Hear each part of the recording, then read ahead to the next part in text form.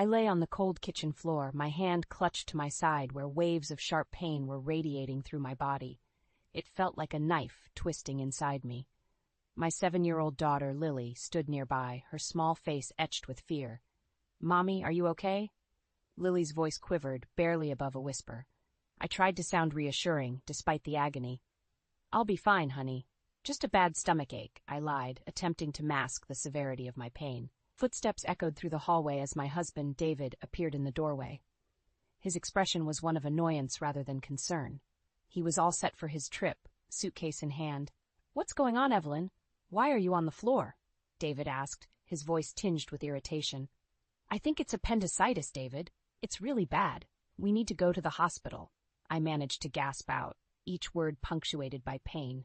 He scoffed at me. "Appendicitis? You're probably overreacting. It's likely just indigestion." "But David, I really think—" My words were cut off by a sharp jolt of pain, causing me to wince. David checked his watch, his impatience palpable.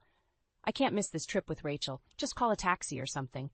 I couldn't believe what I was hearing. "David, I can't even move. Lily's here. I need you," I pleaded, my voice laced with desperation. He shook his head, unmoved. "I'm sure it's nothing. Call if it gets worse." And with that, he left, his suitcase trailing behind him. I was left alone, in pain, with Lily. Lily's small hands found mine, her tears mirroring my own. "Mommy, don't be sick. You have to be okay." I gathered what little strength I had, pulling Lily close. "I'm here, darling. Mommy's here."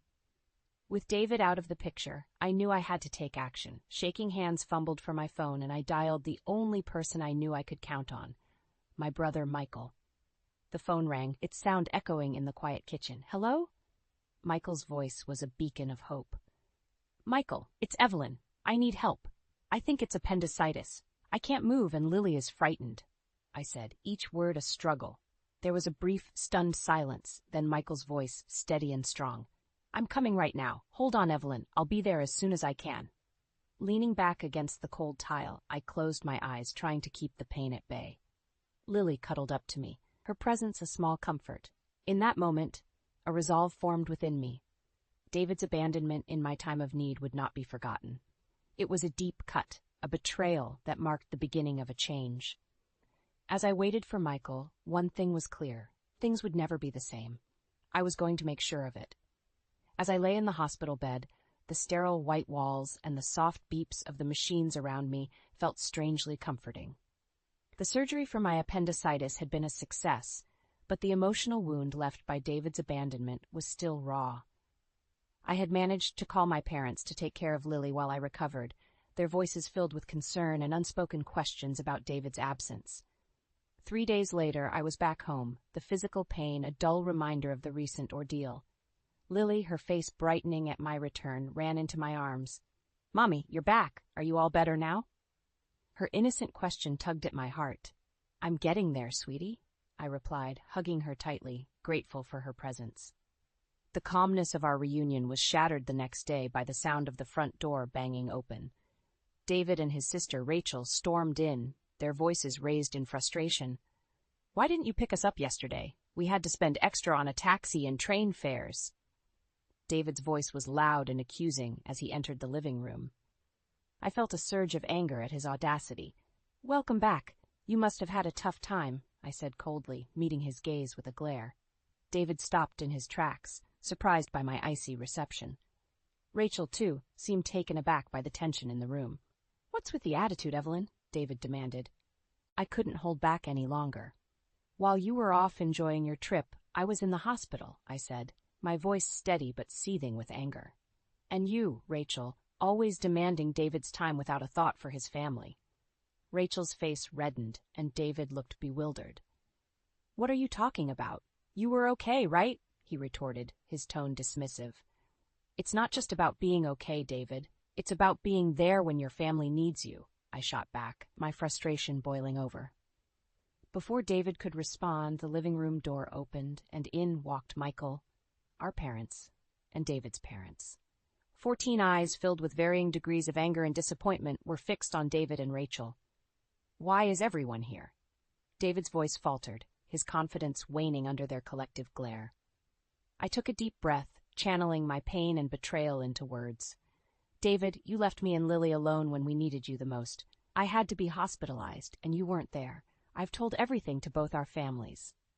David seemed to shrink under the weight of my words, his usual bravado nowhere in sight.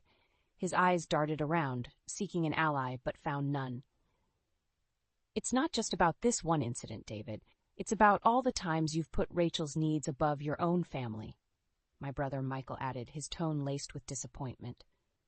Rachel, usually so confident, looked uncomfortable, her gaze shifting from the floor to the angry faces around her. David tried to defend himself, his words a mix of excuses and feeble attempts at justification. The confrontation was intense, the air thick with tension. But for me, it was a turning point. I realized that I couldn't continue living in the shadow of David's neglect. It was time for change, time for me to stand up for myself and Lily. The meeting ended with no resolution, but the message was clear. I had the support of both our families, and David's careless facade had been shattered. As they left, David's parents gave me a look of sympathy, a silent acknowledgement of their son's failings. That night, as I lay in bed, the events of the day replayed in my mind. I felt a mix of emotions, anger, disappointment, but also a newfound strength. David had shown his true colors, and it was time for me to take control of my life. The days following the confrontation were heavy with unspoken words and tension. David tried to act as if nothing had changed, but the air between us was thick with the unsaid. I spent those days reflecting, realizing the depth of my unhappiness and the need for change. The decision I came to wasn't easy, but it felt necessary, like a breath of fresh air in a long-stifled room. One evening, as David sat on the couch, nonchalantly flipping through the TV channels, I walked up to him, a folder in my hand. My heart was pounding, but my resolve was firm. "David, we need to talk," I said, my voice steady. He glanced up, a flicker of annoyance crossing his face. "What now, Evelyn?" I took a deep breath and handed him the folder. "I want a divorce." David stared at me, his expression a mix of disbelief and mockery. "Divorce? Don't be ridiculous, Evelyn. You're overreacting." I shook my head, feeling a sense of empowerment growing within me. "It's not an overreaction. I've thought about this a lot. You've constantly put Rachel and yourself before me and Lily. I can't live like this anymore." David's face twisted into a sneer. "You think you can manage on your own? Don't be naive, Evelyn." His words were meant to wound, but I stood my ground. "I'm not naive, David. I'm aware of what this means. But I'd rather face that uncertainty than continue feeling invisible in my own marriage." He laughed, a cold, harsh sound. "Good luck, Evelyn. You'll come crawling back once you realize how hard it is out there." I felt my anger rising, but kept my composure. "I won't. This is my decision, and I'm sticking to it." For a moment, David looked like he might argue further, but then he shrugged, an arrogant smirk on his face. "Fine, have it your way. But remember, I warned you." As he turned back to the TV, dismissing me once again, I felt a mix of emotions. There was fear, yes, but also a liberating sense of freedom. I was finally taking control of my life, stepping out of the shadows. The next day, I began the legal proceedings for the divorce. It was a daunting process, filled with paperwork and legalities, but I was determined. My parents and Michael were supportive, offering help and encouragement. During this time, David's true character became even more apparent. He was dismissive and uncooperative, trying to intimidate me into backing down. But I stood firm, bolstered by the support of my family and the growing realization of my own strength. As the days passed, David's facade began to crumble. The charming, confident man I had married was revealed to be selfish and manipulative, his true colors exposed for all to see. The divorce proceedings were tough, but I faced them head-on, each step forward a testament to my newfound resolve. I was no longer the woman who lay on the kitchen floor, ignored and in pain. I was a woman reclaiming her life, her dignity, and her happiness. The divorce was a grueling process, marked by David's attempts to undermine and belittle me at every turn. He would often sneer during our meetings, making snide remarks about my capabilities as a mother and my future without him. But his words, once so debilitating, now only fueled my determination to break free from his toxic grasp. "Enjoy your life of struggle, Evelyn," David taunted during one of our final meetings. "You'll soon realize how good you had it with me." His arrogance was infuriating, but I kept my composure. I'd rather struggle every day than spend another moment with someone who has so little regard for his family, I retorted, my voice unwavering.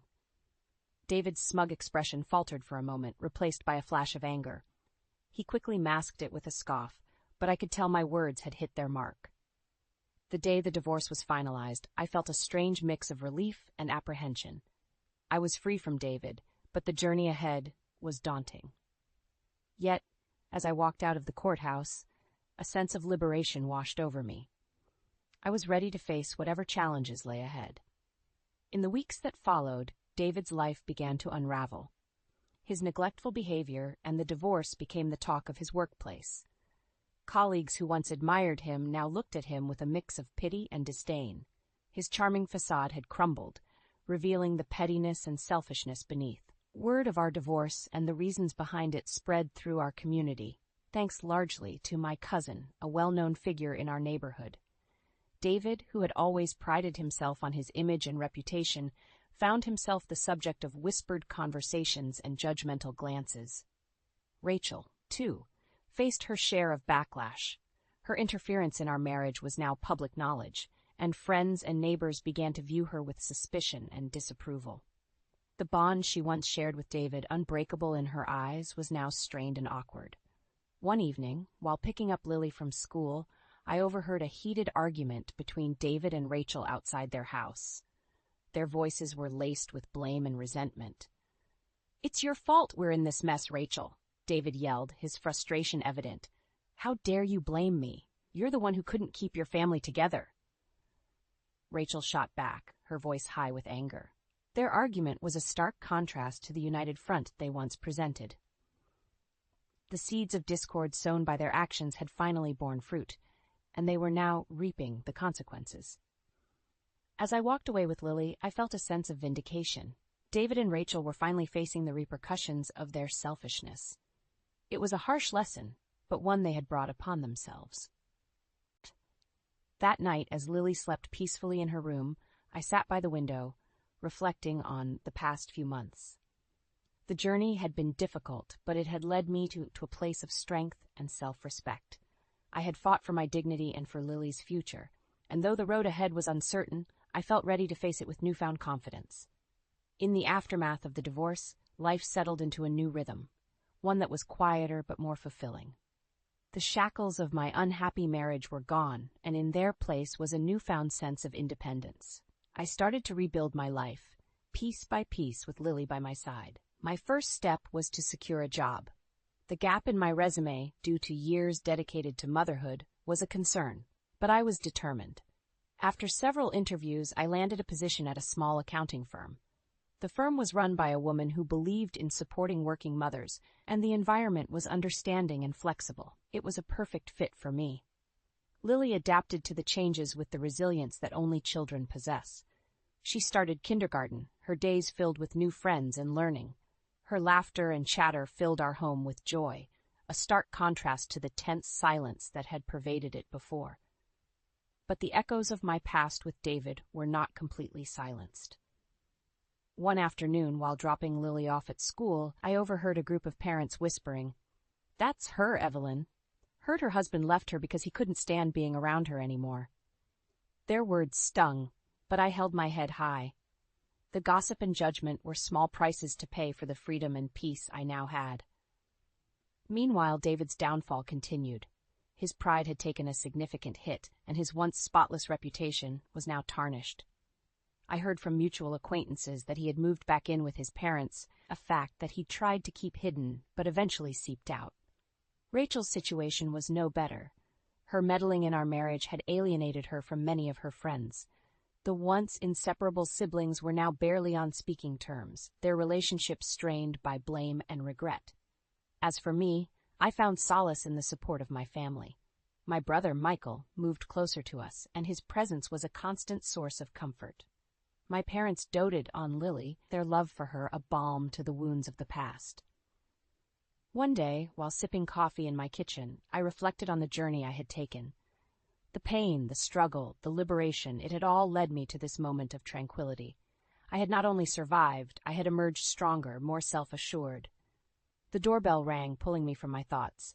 I opened the door to find David standing there, a look of defeat on his face. "Evelyn, I'm sorry. I didn't realize what I had until it was gone." His apology, though late, was a validation of my decision. "Thank you, David," I said, not unkindly, "but it's too late. I've moved on." As I closed the door on David and the life we once shared, I felt a sense of closure. The chapter of my life that he had been a part of was over, and a new chapter was beginning. A chapter where I was the author of my own story, free to write my future as I saw fit. Lily's voice called out from the living room, bringing a smile to my face. I walked towards her, ready to embrace the life that lay ahead, a life full of possibilities and hope.